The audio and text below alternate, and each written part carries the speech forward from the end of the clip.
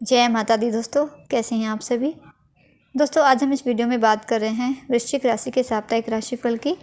बात करेंगे अक्टूबर माह का पहला सप्ताह यानी 1 अक्टूबर से 7 अक्टूबर तक का समय वृश्चिक राशि वालों के लिए कैसा रहेगा। और आपको बता दूं कि ये राशिफल आपको चंद्र राशि पर आधारित बताया जाएगा।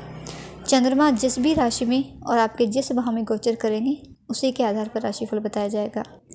तो सबसे पहले हम यहाँ बात करेंगे 1 अक्टूबर, 2 अक्टूबर और 3 अक्टूबर सुबह 8:50 तक के समय की। इस समय मीन राशि के चंद्रमा रहेंगे और आपके पंचम भाव में चंद्रमा गोचर करेंगे।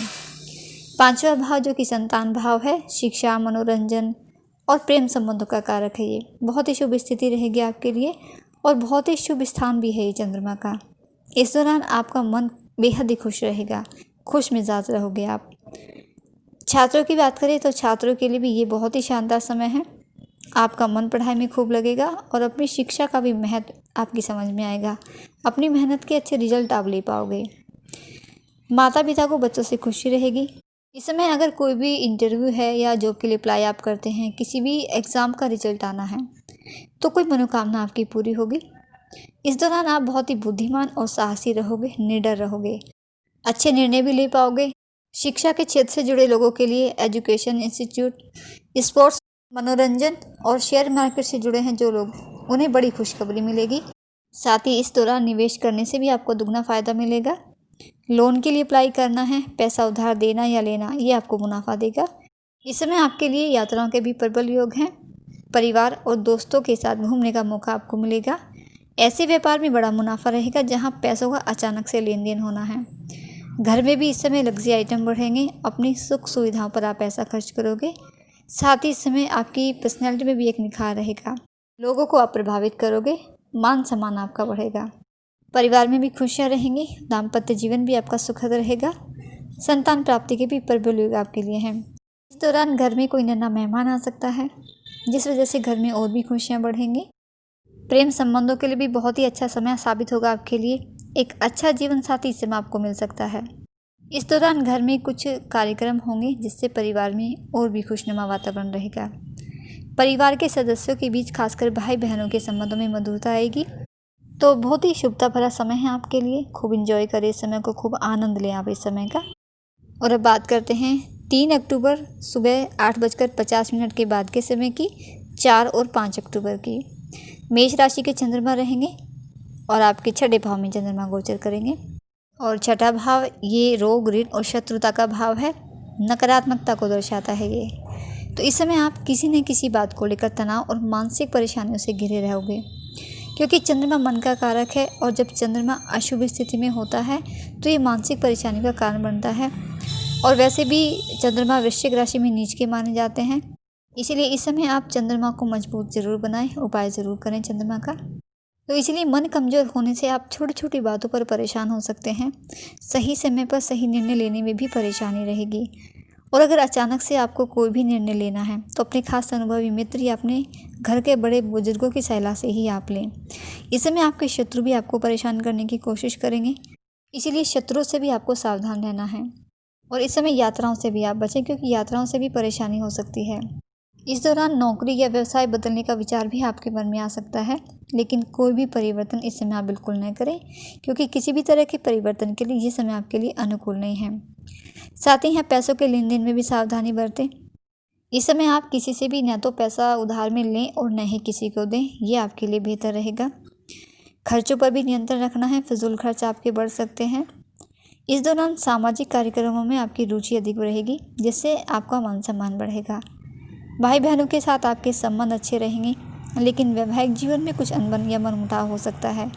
इसीलिए अपने जीवन साथी की भावनाओं को समझें। तनाव या लड़ाई झगड़ों की स्थिति अपने संबंधों में, अपने घर परिवार में बिल्कुल भी पैदा न होने दें। अपने क्रोध पर, शब्दों पर नियंत्रण रखें, तो इससे परिस्थितियाँ बेहतर बनी रहेंगी, संबंध आपके बेहतर बने रहेंगे। प्रेम संबंधों के लिए भी समय आपके लिए अनुकूल नहीं है। इस दौरान आप अपने मन की बात कहने की हिम्मत नहीं जुटा पाएंगे। आपके कार्यक्षेत्र में भी परेशानियां रह सकती हैं। आपके सहयोगी आपका गलत इस्तेमाल कर सकते हैं या आपके ऐसे कुछ काम आपसे रुक सकते हैं, बिगड़ सकते हैं, जिससे आपको अपने वरिष्ठों के विरोध का भी सामना सहना पड़े, उनके क्रोध का सामना आपको सहना पड़े। तो इस विषय में आप सावधान और सतर्क रहें। अपनी मेहनत, अपने कार्य पर फोकस बनाकर रखें। हालांकि इस समय आप अपनी मेहनत और अपने कार्यों से असंतुष्ट रहोगे, लेकिन इससे आप बिल्कुल भी हताश न हो, परेशान न हो, धैर्य बिल्कुल न खोएं अपना। अपनी भावनाओं पर आप कंट्रोल रखें, संतुलन बनाकर रखें।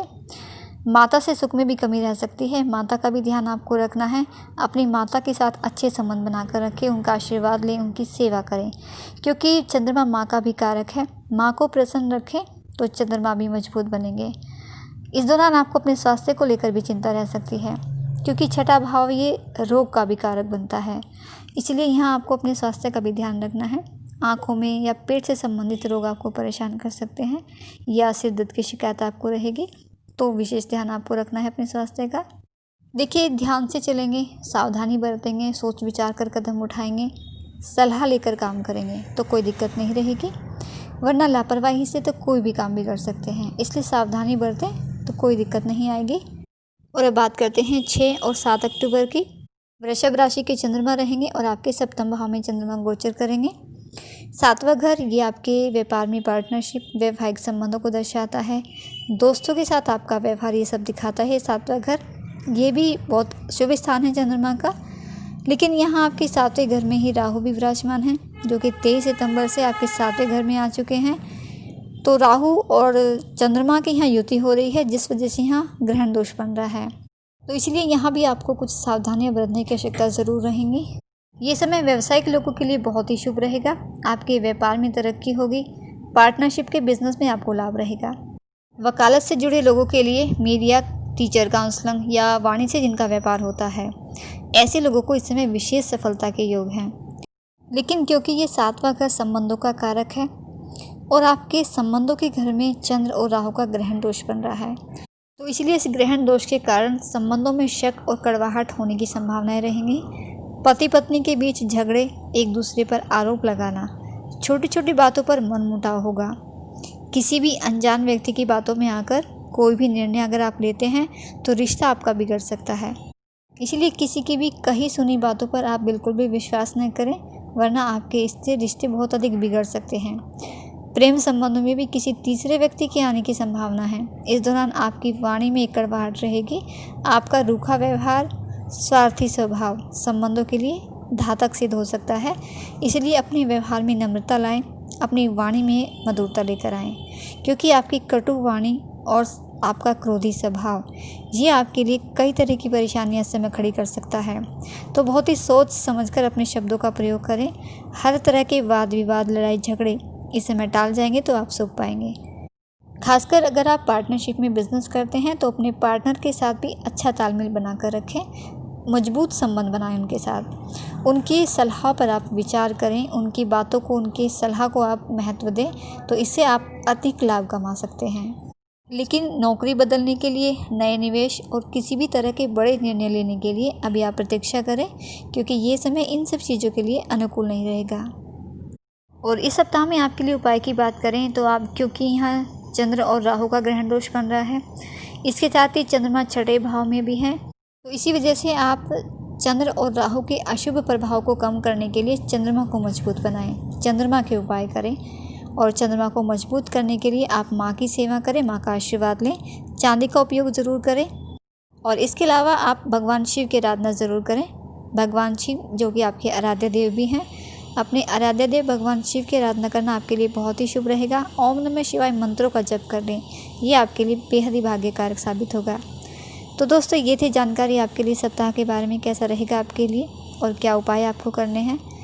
उम्मीद करती हूँ पसंद आई होगी। वीडियो अच्छा लगा है, जानकारी पसंद आई है तो वीडियो को लाइक और शेयर करना बिल्कुल नहीं भूलिएगा। आपका दिन शुभ रहे। माता रानी आपको और आपके परिवार को स्वस्थ रखे। इसी शुभकामना के साथ जय माता दी।